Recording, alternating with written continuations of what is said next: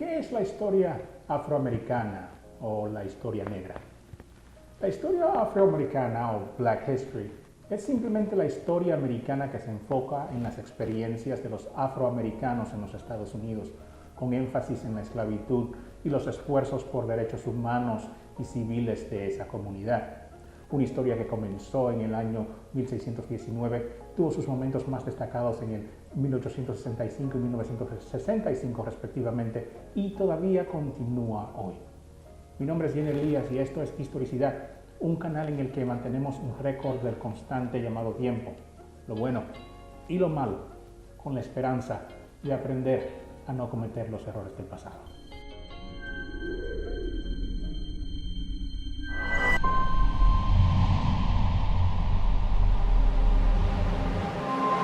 Ahora, esto no va a ser un estudio comprensivo de la historia afroamericana, sino un estudio básico de lo que debería ser una conversación más profunda y matizada, un punto de partida si queremos verlo de esa manera. Con eso dicho, lo primero que debemos hacer al tratar de entender la historia afroamericana es colocarla en su contexto apropiado cronológicamente. Así que construyamos una línea de tiempo rápida. Primero, las pirámides se construyeron alrededor del año 2589 antes de la Era Común y el año 2504 antes de la Era Común, más o menos aquí en nuestra línea de tiempo. Jesús caminó por la tierra alrededor del año 2 antes de la Era Común y murió alrededor del año 31 de la presente era, cuando fue crucificado, lo cual sería más o menos aquí. Los esclavos africanos comenzaron a ser traídos a las Américas por los españoles en el año 505 a la isla que hoy se llama La Hispaniola, la República Dominicana y Haití, o sea, aquí. Y luego los británicos comenzaron a traer esclavos africanos a Norteamérica en el 1619. Después de eso, Estados Unidos fue fundado en el 1776 con la Revolución Americana, lo cual sería aquí mismo.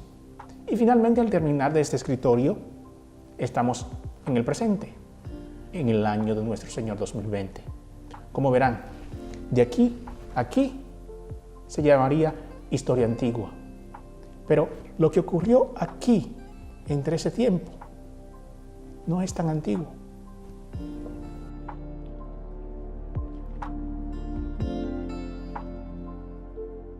Permítanme presentar otro punto.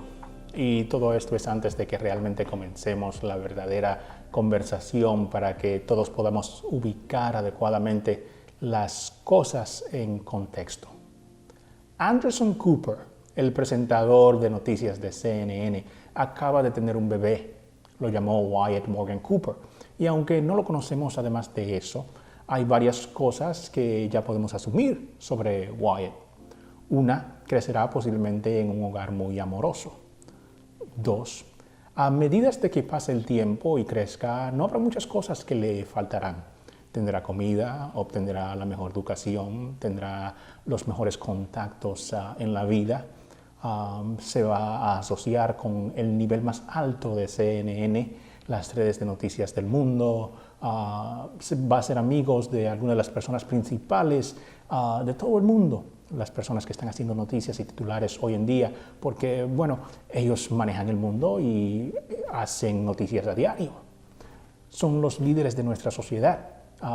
De lo contrario, no estarían en las noticias. Número 3. Después de que Anderson fallezca, y con suerte vivirá una larga vida y será alegre, Wyatt será muy posible que sea rico, ya que heredará la fortuna de su padre, que ha estado vinculada con la fortuna de los Vanderbilt, la cual fue valorada en $200 millones alrededor del año 1800. Lo siento, Anderson.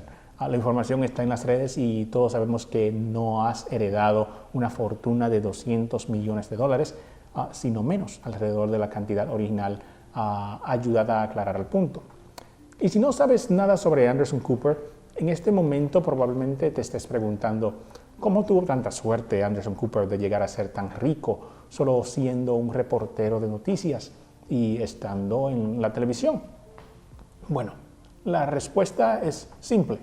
Aunque Anderson es increíblemente rico por derecho propio, debemos reconocer que es uno de los hombres más trabajadores de la televisión hoy en día, alguien que forjó su propio camino arrojándose a zonas de guerras como un reportero en sus 20s para darse a notar y tener la oportunidad de ganarse la vida haciendo lo que ha querido hacer siempre, que es reportar las noticias. También heredó dinero de su madre, Gloria Vanderbilt, quien a su vez heredó un fondo fiduciario de $2.5 millones en el 1924, que hoy en día sería alrededor de $35 millones. Ella no tuvo nada más que hacer por ese dinero, solo nacer. Era una bebé y nació en la familia correcta y heredó $35 millones. Un cojín increíble que posiblemente eliminó algunas de las arrugas de la vida cotidiana. Y no digo con eso de que la vida de Anderson y de ella no han tenido sus propias arrugas, algo que fue evidente por el suicidio de su hermano.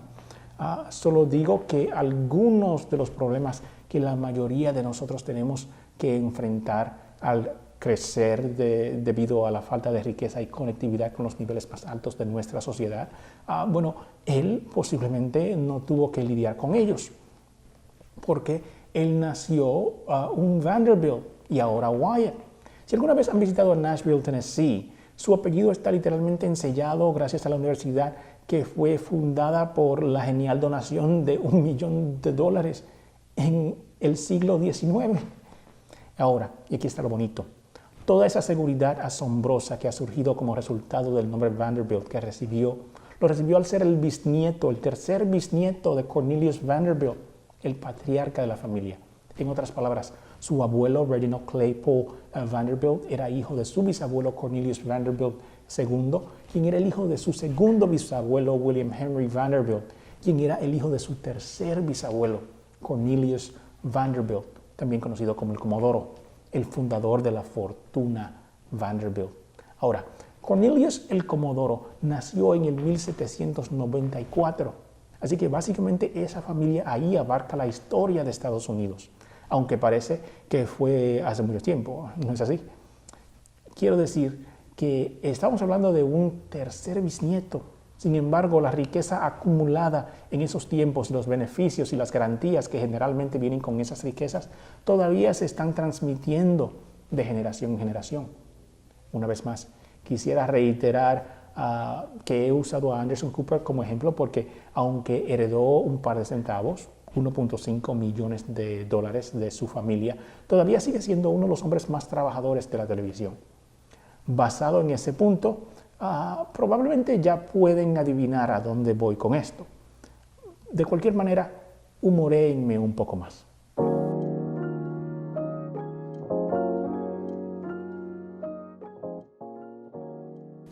Déjenme presentarles a una familia diferente, la familia Tyler, y un individuo diferente. De hecho, este individuo fue presidente de Estados Unidos. Se llamaba John Tyler. Ahora, Tyler murió en el 1862. Fue el 10º presidente de Estados Unidos y presidió la nación desde el 1841 hasta el 45, durante la Guerra Civil, durante tiempos de la esclavitud. Era un dueño de esclavos y en realidad, se benefició de sus esclavos, ya que era un defensor de la expansión de la esclavitud. Este era el periodo en el que Texas estaba tratando de convertirse parte de la Unión, y Texas ama muchas cosas, entre las cuales la esclavitud era la mayor de ellas. ¿Qué pasaría si les dijera que este hombre que nació en el 1790, que vivió durante los tiempos de la esclavitud, antes de la Guerra Civil, tiene en este mismo momento 2 nietos vivos en día de hoy? Now, some fun facts about John Tyler. He was the latter half of a famous campaign slogan. The first vice president elevated to the presidency on the death of the chief executive. The first president to marry in the White House in 1844. And 174 years later, 2 of his grandchildren are still around. Chip Reed met one of them. Hi, Mr. Tyler. Chip Reed with 89-year-old CBS News. Harrison Ruffin Tyler is the grandson of U.S. President John Tyler, who was born in 1790. Yes, you heard that right. Just 3 generations. President Tyler, his son Lyon Tyler, and grandson Harrison span almost the entire history of the United States. But I'm still here. We met Harrison and his son William at President Tyler's Virginia estate. When you tell people that you are the great-grandson and your father is the grandson of the 10th President of the United States, do they find it hard to believe? I find it hard to believe. Piensen en sus abuelos. Recuerdan tocar sus manos. Recuerdan haber compartido historias juntas junto a la fogata con ellos. O tal vez sus familias no eran familias de estrechar manos y estar sentados junto a la fogata. Pero de nuevo, piensen en sus abuelos. La conexión, la relación no es tan lejana. Son 3 personas que abarcan la totalidad de nuestro experimento estadounidense. De hecho, cuando el gobierno de los Estados Unidos comenzó a operar bajo su nueva constitución en el 1789, el abuelo de ellos probablemente ya estaba en el vientre de su madre. De nuevo, son 3 individuos, ellos, su padre y su abuelo John Tyler. Lo que quiero que reconozcan es que a través de eso es que la esclavitud para algunas personas no fue hace tanto tiempo. Las heridas aún están muy frescas y como verán, una vez que comencemos a poner las cosas en un contexto histórico y cronológico, hay personas e instituciones hoy en día que se están y han beneficiado activamente de la esclavitud o los efectos de la esclavitud en esos tiempos. Personalmente, estoy pensando en todas las oportunidades que he obtenido en la vida debido a las decisiones que tomaron mis abuelos. Y créanme, son muchas.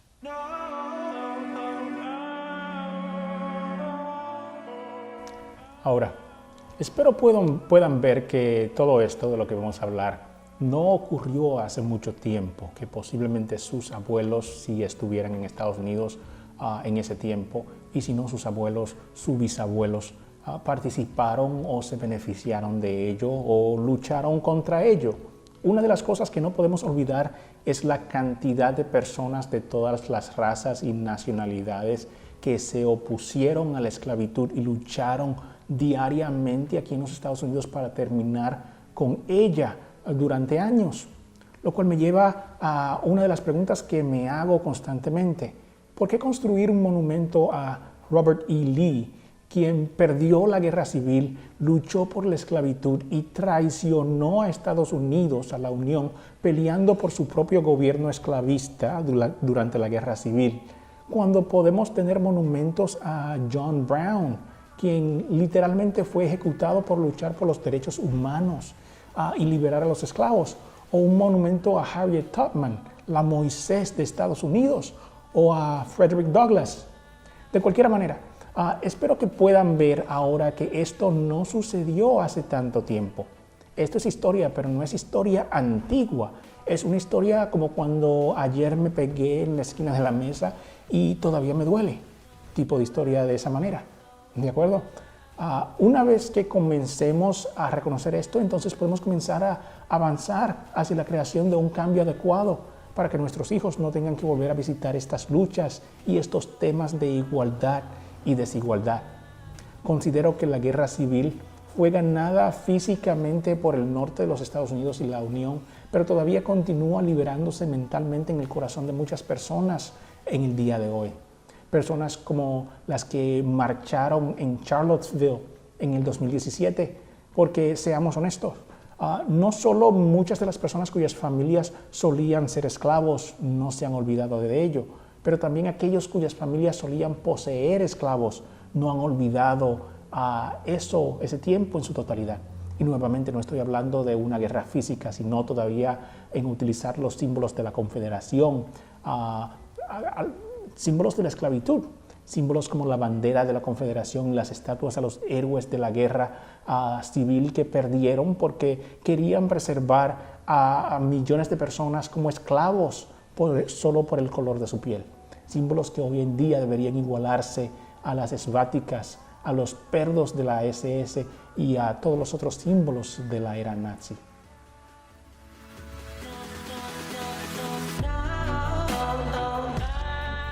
Entonces entremos en la parte de la historia. Estos son los hechos. Los españoles descubrieron el Nuevo Mundo en el año 1492. Una de las mayores mentiras de la historia, pero de cualquier manera esa es la historia a la que nos estamos aferrando por ahora. Hablaremos de la realidad cuando hablemos sobre el cruce de Beringia y eso es para otro episodio completamente. Cristóbal Colón vino y estableció un gobierno en la isla de la Hispaniola, hoy República Dominicana, cuando establecieron a Santo Domingo. En esa isla comenzaron a explotar a los nativos con tanta dureza que los mataron a todos. Los españoles literalmente cometieron un genocidio a través de varios medios dentro de los 50 años posteriores a su llegada a esa isla, por lo que comenzaron a importar nativos de otras islas, Cuba, Jamaica, Puerto Rico y demás. La Hispaniola fue la pieza central en lo que se convirtió la industria de caña de azúcar en España.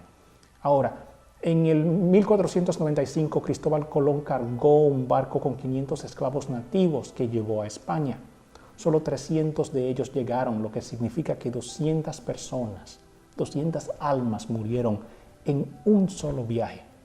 Su misión principal era encontrar oro para el rey y la reina de España, y él no estaba alcanzando el objetivo, por lo que decidió presentarles al rey y a la reina Fernando II de Aragón y la reina Isabel I de Castilla, que por cierto fueron los padres de Catalina de Aragón, la primera esposa de Enrique VIII de Inglaterra, el fundador de la Iglesia Anglicana, y madre de la famosa Bloody Mary o María la Sangrienta, la primera reina de Inglaterra, la primera mujer en ser coronada reina de Inglaterra, era mitad española y nieta de Fernando e Isabela. Esa es nuestra conexión en la historia inglesa, por cierto. De cualquier manera, volviendo al punto, Colón presentó a Fernando e Isabela lo que él pensaba era lo mejor que la tierra podía producir con fines de lucro, esclavos. De cualquier manera, Fernando e Isabela, la reina Isabel, que era en realidad la cabeza de la pareja, eran profundamente católicos. Y no me refiero a que eran detrás de escenas, hagamos lo que queremos católicos. No. Lo opuesto. Estas personas eran verdaderamente devotos. Estamos hablando de las personas que comenzaron la Inquisición. Cuando digo que creían, significó, y me refiero al hecho de que creían. Por eso ellos no estaban tan contentos con lo de la esclavitud. Querían ganancias, pero no estaban muy contentos, por lo que comenzaron una relación muy polémica entre la corona, sus súbditos, que ahora estaban en las colonias del Nuevo Mundo, y los nativos. La corona dejó que los colonos hicieran por un rato lo que quisieran, pero en el 1501 la corona envió una orden a Nicolás de Obando, el gobernador de la Hispaniola, para que devolviera todos los artículos y propiedades confiscados, robados, a sus propietarios nativos, y pagarles salarios por su trabajo, en esencia haciéndolos empleados de las plantaciones y haciendas para las que laboraban. Luego, en el 1512, aprobaron las leyes de los Burgos, luego de esas aprobaron las leyes de Granada y luego aprobaron las leyes de las Indias, que reconocían a los nativos como seres humanos. Todas estas fueron cosas que realmente buenas, y muestran la relación dicótona que los españoles tenían con la esclavitud debido a sus raíces católicas. De hecho, las leyes de las Indias reconocieron a los nativos como personas, gente de clase más baja debido a su falta de conocimiento de Dios, pero por lo menos los consideraban gente. Y el hombre que luchó ardentemente para que aprobaran esas leyes, Fray Bartolomé de las Casas, dedicó toda su vida a luchar contra la esclavitud por varias razones.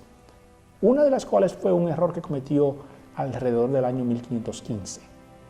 Verán, en un intento para salvar la vida de los nativos, principalmente los taínos en la Hispaniola, que estaban siendo explotados nuevamente hasta el punto del genocidio, él fue uno de los primeros proponentes a la corona española de traer y reemplazar la población moribunda de los nativos en la isla, que en ese momento ya él estaba reconociendo como seres humanos, con africanos, a quienes él todavía no reconocía como seres humanos y veía como malvados, principalmente porque eran en su mayoría musulmanes.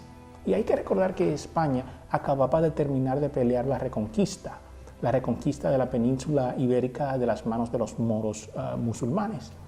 El Emirato de Granada, que había comenzado con Al-Andalus, una rama del califato omeya, que fue el primer califato islámico que gobernó sobre la península árabe y el norte de África después de los 4 califas. Ya ven cómo todo está conectado, católicos contra musulmanes. Los católicos en sus ojos son los buenos, los musulmanes son los malos, los católicos son los europeos de piel clara, los musulmanes son africanos de piel oscura, los católicos son humanos, los musulmanes, según sus creencias medievales en esos momentos, eran malvados, inhumanos, irredimibles ante los ojos de Dios. En otras palabras, los seres perfectos para ser esclavizados y para reemplazar a los nativos, a quienes ellos, los católicos, veían cada vez más como niños sin conocimiento de Dios. Pero a quien, si se le muestra el camino, podrían todavía alcanzar la salvación, porque ante todo eran puros de corazón. El musulmán, al contrario, sabía y había rechazado a Jesús. Eran herejes. Para el 1550, cuando Bartolomé de las Casas y la Corona estaban teniendo los debates de Valladolid sobre la humanidad de los nativos, Fray de las Casas defendió la humanidad tanto de los nativos como la de los africanos y habló en contra de la institución de la esclavitud, ya que había reconocido el error de sus caminos y que debido a la carta que había escrito en el año 1515, miles de africanos ya habían sido vendidos como esclavos. Aunque él no fue enteramente responsable, ya el rey no había estado enviando esclavos africanos a las islas desde mucho tiempo antes. Habían comenzado enviando africanos conversos primero, por miedo a que los esclavos africanos no conversos iban a introducir el islamismo al Nuevo Mundo. Y aunque con las leyes de las Indias y el debate de Valladolid se hicieron avances, espero que no imaginen que todo terminó bien. Todos sabemos que esta historia no fue bonita, no tuvo un final feliz, ni para los nativos, ni para los esclavos.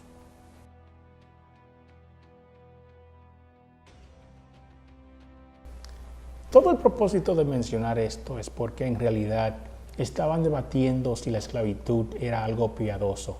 Los españoles no estaban tan al todo seguros. Pero también lo menciono porque más tarde este conocimiento ayudará cuando se discutan las diferencias entre la experiencia afrolatina y criolla con la esclavitud en las Américas contra la experiencia afroamericana con el racismo y la esclavitud en los Estados Unidos. De cualquier manera, como decía, el problema con España, la esclavitud al principio no era la monarquía, por decir, sino los colonos que estaban a kilómetros y kilómetros de la corona. La corona por tiempo exhibió una especie de lucha entre apaciguar a la iglesia y sus creencias o sus bolsillos. Pero los colonos aquí no les importaba. Continuaron esclavizando y abusando de los nativos hasta que, por ejemplo, en la Hispaniola hubo un genocidio completo. Todos los nativos, todos los taínos murieron, que culminó en la rebelión de Enriquillo en los años 1600. Estoy bromeando, no fue en los 1600, fue en los 1500, lo cual es aún peor. Los mataron a todos en menos de 50 años. ¿Entienden eso? Acabaron con una población, una isla completa en 50 años. Pero hay un problema. Ellos, los españoles, cuando mataron a los nativos, ya tenían una industria muy rentable con campos de caña de azúcar, que es como mataron a los nativos en primer lugar. En su mayoría los trabajaron demasiado. Entonces, aprendiendo de los portugueses, que ya habían establecido una exitosa trata de esclavos de África a Europa, los españoles hicieron 185 viajes a África para esclavizar a los africanos. Además, inherentemente los colonos, con la ayuda de la corona, crearon algo que sería utilizado por esclavizadores y racistas hasta 1965. En realidad, hasta ahora, la escapatoria. La primera escapatoria que crearon fue la guerra justa, Si un nativo no acepta el cristianismo, entonces él o ella es una criatura irredimible y entonces podría ser esclavizada, porque no era un alma de Dios. Y había muchos otros agujeros a las leyes, pero nuevamente todos terminaban con los nativos esclavizados y encadenados y muriendo en masa. Entonces continuaron necesitando más personas, más trabajadores. Ya mencionamos que para reemplazar a esa mano de obra nativa trajeron a los africanos. Por cierto, tenemos que terminar con la idea de que los españoles, los ingleses y los portugueses fueron a África y simplemente secuestraron y robaron personas. Lo hicieron y muchas otras veces no lo hicieron. Ellos tenían acuerdos activos con reinos e imperios en África. Imperios y reinos que literalmente vendían a nuestros antepasados, a los españoles y a los ingleses y a los portugueses. Reinos e imperios que a menudo estaban en guerra unos contra otros. Por eso es que cuando mucha gente dice iremos a Ghana, la tierra de nuestros antepasados, a visitar a nuestros hermanos y hermanas de quienes nos llevaron, dense cuenta de que ese hermano y hermana muy posiblemente vendieron a tu padre y a tu hermano a la esclavitud. Y no lo digo yo, lo dice la historia. África durante ese periodo de tiempo tenía uno de los imperios más ricos del mundo, el imperio de Mali, liderado por Mansa Musa. Pero dado de que miramos al mundo desde un punto de vista eurocéntrico, que generalmente no estudiamos a África, esto no se menciona. Mansa Musa era tan rico que en su peregrinaje a Meca, la peregrinización que tienen que hacer todos los musulmanes, al pasar por Cairo distribuyó tanto oro que a la gente en las calles, que la economía de Egipto colapsó por 12 años. El oro no tuvo su valor original. Estas son las gentes que estaban activamente vendiendo a nuestros antepasados como esclavos. Y no estoy diciendo específicamente que Mansa Musa lo hizo, porque vivió en la década de los 1300, 200 años antes del descubrimiento del Nuevo Mundo. Pero sus descendientes ocupaban esa área y aún la ocupan hoy. Nosotros, en nuestra distante ignorancia, pensamos que los españoles y los ingleses básicamente fueron al monte, golpearon a alguien en la cabeza con un garrote y lo arrastraron a un bote. Y aunque estoy seguro de que eso también debió haber sucedido, aunque sea una vez, no sucedió la mayor cantidad de veces. Cuando se trata de la esclavitud africana, porque no solo se enviaban a las Américas, África misma como continente tiene mucho que explicar, especialmente África del Norte y África Occidental. Por eso nuevamente a veces me río cuando la gente, especialmente aquí en Estados Unidos, dice vamos a África, la tierra de nuestros antepasados, donde éramos reyes. No, Beyoncé, no éramos reyes, al menos no todos. Probablemente estábamos luchando guerras y perdimos. Así es como la gente se convertía en esclavo desde el principio de los tiempos. Y si algunos éramos reyes, lo cual también es posible, si no perdimos batalla y fuimos esclavizados, entonces es muy posible que nuestra propia gente nos despreciaba. Esperaron hasta que nos fuimos a dormir, nos metieron en una bolsa y nos vendieron como esclavos, como a José. ¿Recuerdan? Sus hermanos lo odiaban por presumido. Esto se está haciendo un poquito largo, así que voy a cortar aquí esperando de que puedan volver a la segunda parte de esta conversación.